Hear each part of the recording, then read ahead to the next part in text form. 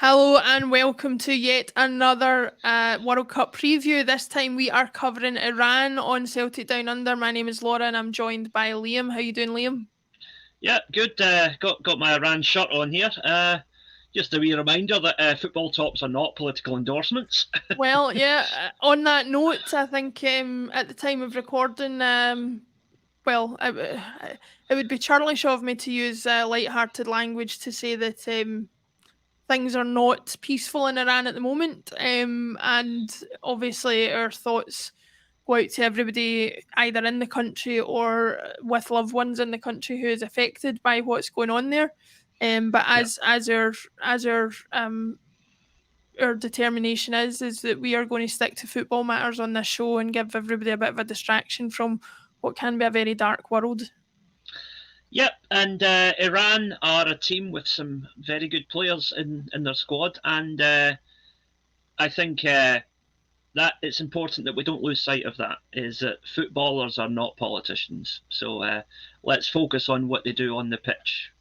Yeah, I think that's fair, and I think there's a few countries going to this World Cup, not least the hosts themselves, who Mm. you could have a lot to say about them, but at the end of the day, the 11 men on the pitch are there to play football, and I think you could drive yourself demented talking about other aspects of things, but we'll stick to the football as far as this is concerned.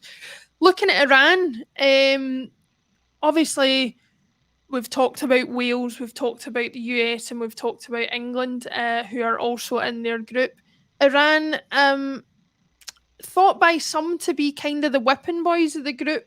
Is that a Mm. fair assessment, Liam? Do you think? Is there anything that I mean, might surprise people about them? let me put it this way: based on the form and the results and the rankings of the four teams going into this tournament, Iran are statistically the worst team in the group, and they will go in there with the expectation that they're not going to do very much. But you know what? That suits them quite fine. They were in a they were in a qualifying group with South Korea, who were expected to take care of them comfortably, and Iran did well against them. Yeah, I think And they I got they did manage to get a draw against them, didn't they? Yeah, and also they're a team that thrive on being written off, because if you look at previous World Cups, they have given some of the best teams in the world a really hard game at times. Um, and I think that it'll be the case again this time. I don't Put it this way: I don't know if they'll win any of their games, but I don't see them getting beat 5-0 in any of their games either. No, that's true. And just looking at the group that they qualified with, I'll just bring it up here just now. Um, they, like you said, they qualified in a group where you would have thought that Korea would have comfortably taken it, and as you said, they're not. I don't see them getting beat heavily, and they aren't afraid to. I know some of the quality of the opposition that they're playing is not fantastic, but they do like to score goals, and you can only beat what's put in front of you. Um, I guess my question to you would be, they're obviously playing England in the first match. One of the, if you believe everything you read, one of the stronger teams at the tournament. Um, we were talking just in the last show covering Wales about, you either want the strongest team in the group or you want the wee diddy team. Well, in this case, England are getting what would be termed the wee diddy team, and whereas Iran are getting the big team out of the way first. Who's Yeah. who's it going to suit better? Do you think? Honestly, because of what we just talked about with the media pressure, nothing is expected in Iran of this Iranian team. There is hope, but there's not expectation, Mm-hmm. right? Whereas in England, if they don't beat Iran 3 or 4-0 in that opening game, it's going to be the end of the world, according to their press. So the pressure is all on England, and for Iran, it's basically what we call a free hit. Um, they can go out there, play their game. If they get beat, well, they were expected to get beat. If they take even a draw, there's going to be celebrations in that squad, because that sets them up nicely, because they've already played the hardest team in the group. And they've also got a coach who's not without his own European pedigree in Carlos Queiroz, who's obviously ex-assistant to Alex Ferguson at Man United, a manager of Real Madrid in his own right. Do you think his presence and his knowledge of the European game and England in particular might stand Iran in better stead than maybe some would have suspected? Yeah, because, like you say, Queiroz has the experience of Man United and European football, but he's also done quite a bit of work in the Middle East before coming to Iran. So he knows the type of players he's going to work with, and he knows how to get the best out of, admittedly, quite limited resources. So yeah, I think I think people will be surprised at the slick, kind of elegant way that Iran can play the game. Whereas we think back to the Iran team of the 90s, when you had Ali Daei of Bayern Munich fame leading the line, and he was like your archetypal big target man. But Iran now play a much more elegant style of football, and it's actually quite good to watch. So I think they'll surprise a few people. As I say, results-wise, I don't know what they're going to do, but I think just in terms of their play and how they present themselves, I think they'll pleasantly surprise a few people. And let's not forget, our very own Ange Postecoglou let his mouth run away with him in a press conference not so long ago, suggesting that the Iranian market might be one that he would be willing to plunder for talent that other people would not have thought possible to look for. So I'm sure there's talent there, certainly some that will be recognised by people on a world stage at this World Cup. Speaking of the specific talents, a couple of standout players which we both picked out in reading up about the teams. The first is Mehdi Taremi, the Porto striker. That was you that highlighted him to me, Liam. What about him do you think could pose problems for England, for the US, and for Wales? Well, he is pretty much Iran's star man at the moment. He's the one that they look to make things happen. He's a forward, but he's not there. He's not necessarily looking at them as an out-and-out goal scorer. He is what you term the false nine, the guy who makes things happen for other players around him as much as for himself.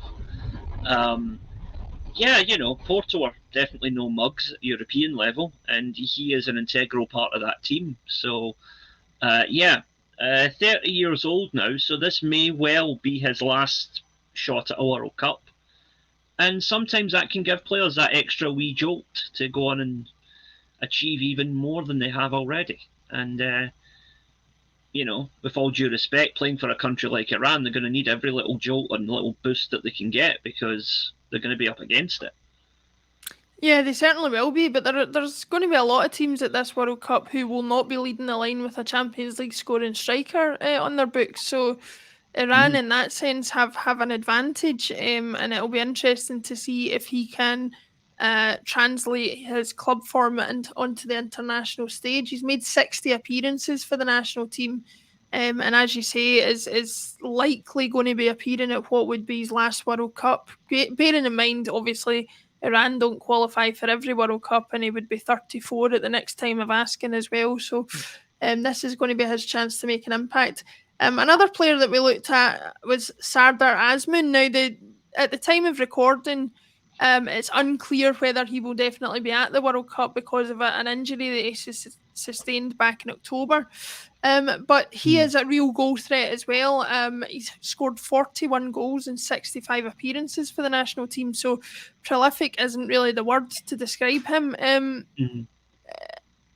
How vital do you think he could be to Iran's chances, bearing in mind that, even if he does get there, chances are he's not going to be fully fit? Well, I mean, it's the beauty of the World Cup, isn't it? That teams like this can kind of fly under the radar. These are guys that in all honesty, we didn't really know much about until we looked them up. And yet, you've got one starring for Porto, another one doing the business with Bayer Leverkusen, two of Europe's biggest clubs. So clearly, they have the talent. It's just a question of, can the rest of the team bring themselves up to that level? Because certainly not every member of the Iranian squad would get a game for Porto or Bayer Leverkusen, but they do have the advantage as well of consistency. Mm-hmm. We spoke before about, when we were talking about Wales, about how over the past several Welsh managers, a distinctive Welsh style of play has emerged. And Carlos Queiroz is one of the few managers, and I don't think there's many of them, that managed at the 2018 World Cup and is managing the same country again at the 2022 World Cup. Mm-hmm. So Iran have had, a clear 5 years of playing the same style of football under the same coach with the same goals in mind. And clearly, the other thing is with these perceived smaller countries, quite often when a country doesn't do well at a World Cup, there's this kind of knee-jerk reaction to get rid of the manager, which I always think is a bit unfair, because it's like, you read like, Serbia sacked their manager, Switzerland sacked their manager. And it's, guys, you were in the same group as Brazil and Argentina. What were you expecting? Yeah, what were you thinking you were going to do? But that is kind of what happens, But I think the Iranian FA deserve a bit of credit for sticking with Queiroz. But, looking back at 2018, and I think they're a stronger team now than they were then. They got a couple of very good performances against Spain and Portugal. And, really took both of those teams all the way in their matches. And I think, they could easily do the same again. And while we don't want to talk too much about the political dimension, the fact that they are playing the US might give them a wee extra incentive to go out and put on a show, I think, Oh, it'll certainly be a fixture with a little bit of spice, to put it mildly. I have to say, credit to you for giving the Iranian FA, giving them their flowers. It's not very often you find reason to praise the authorities in Iran, but again, we'll leave it there. But it's interesting you said that about, Iran is one of those teams we're going to come up against it with Tunisia when we go over them. Saudi Arabia will be the same. To an extent, Qatar and Ecuador were the same in the first groups. I'm quite enjoying this process, because it's proven to me that even in the day and age of the internet, it is still possible to come across players you don't know anything about and players that you've not seen before. I was talking to somebody a few weeks ago who said they're less excited for World Cups these days because you can see players any week that you want. I guarantee you there will be players I'll be watching at this World Cup who I'll probably never have seen play before this World Cup and never see play after it. Yeah, I love seeing that. I love these obscure players who, you maybe see some guy turning out for Mexico who plays in like the Panamanian Premier League or something, and you've never heard of him. It's great. And I think of some of the players that I really liked as a kid were guys I'd never heard of until the World Cup. People like Mendieta playing for Spain and Valencia. I remember he really came onto the scene in the early 2000s, and it was the ones I love are the ones that you see. We're both old enough to have seen certain players play at 2 or 3 World Cups, sometimes more. And the ones I love are the ones who what country they play for, but you couldn't ever say exactly what club they played for. One that always springs to mind for me is Alexander Frey for Switzerland. He was at every Euros and every World Cup that I could remember. Could I tell you? I could have a guess at what clubs he might have played for, given that he was Swiss, but I couldn't tell you for certain. Well, I tell you now, I have a shirt here, because I collect my shirts. I could show you this shirt, and you'll instantly think of a player, but you'll have no idea what team he played for. What club he played for. Look at this jersey here. Oh, that's the infamous Roger Miller. Yep, Roger Miller, Cameroon 1990, right? Yeah. What team did Roger Milla play for? No idea. No idea. Right. But as soon as you see that shirt, you think Roger Milla. That's the thing. But you get players like that even in more established countries. Like, I always remember growing up, Christian Daly was always in the Scotland squad, and I never knew what club he played for. I mostly remember him for the infamous Bertie Votes interview. Yeah. You hear someone effing and blinding off camera. You're like, who is it? Don't know. He's like, Christian. Oh my God, those were the days, eh? And to top it off, the next day, I remember the Evening Times ran an editorial. They were saying that apparently at that time in the UK, there were 52 Colin Hendrys, there were 18 Paul Lamberts, there were I think there were about 150 John Collins, but there was only one Christian Daly. Yeah. No wonder. What a Barnett like that as well, jeez. Oh, Christ. But anyway, back to Iran. We have to close this one out. I think we've made it pretty clear from the coverage of the group already who we think the strong chances are of going through. Yeah. Can Iran cause at least one upset? Can they get a result from at least one of the teams in the group, do you think, to make sure that their travels haven't been entirely wasted at this World Cup? Well, the last time they played the US at the World Cup, they beat them. Mm-hmm. So, there's every chance that could happen. To be honest, I think the best that could happen for Iran is they might scrape a draw or possibly 2 draws in 2 of their games. As much as it pains me to say it, I even bought the shirt just in the hope that they might get something off of England. But I don't think they'll pose much of a problem for England. But I don't think it will be like the 3 or 4-0 walkover that the likes of the Sun and the Daily Mirror would tell you. Yeah, again, I think there might be ulterior motives as to why they would be so cocksure of themselves in that sense. But aye. But no, I think Iran will. They're one of those teams. I don't see them going beyond the group stages, but I don't see them getting embarrassed either. I think they will. Yes. I think they'll earn. I think certainly the players and the team, if perhaps not the country, will earn a lot more respect after this World Cup. I think. And I think on top of that, I'll stick my neck out and I'll say that they'll take a point off somebody. I think they'll take a point off somebody. Either the bet's on either Wales or US. Obviously, I would love it to be England, but I think a draw with Wales is achievable for them certainly. And all that being said, the best thing about Iran at this World Cup is they've got a big picture of a football on the shirt, just in case you're confused about what sport it is they're going to be playing. Yep, they've also got a leopard on the shirt. Oh, really? What have leopards got to do with Iran? Am I being... I think that's the nickname of the national team. They are the leopards. Right, okay. It's either a leopard or a cheetah. I'm not sure. I thought I was being really geographically ignorant because I didn't think you would find them anywhere near Iran, but there you go. Neither did I, but then when the shirt arrived, there was a big cat on it. So, yeah. I think it's a leopard. Not to be confused with Rangers, of course. They're the Lepers. So, yeah. Well, listen, as we all know, everybody, Liam buys his shirts from exclusively legit sources, so the leopard is definitely not some sort of mistake that should never have been on the shirt in the first place.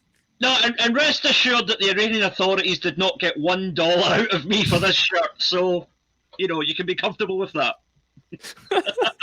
Yes, but the Republic of China might have got some money out of you, which is its own problem, but yeah, that's for another day. Yeah. That's Iran done with, thankfully. Our next game coverage will be of the mighty Argentina, a team that I think both of us are a lot more familiar with a lot more to say. So thank you very much for joining me, Liam. Thank you everybody for watching if you have been, and make sure and go and watch the rest of our shows in the run up to the World Cup and get yourself right in the mood for some more I was going to say summer football, but of course it's winter football this year. Okay, it's always summer in Qatar. It's always summer in Qatar, yeah, unfortunately. But thank you very much, Liam, and I'll see you for the next one. See you then.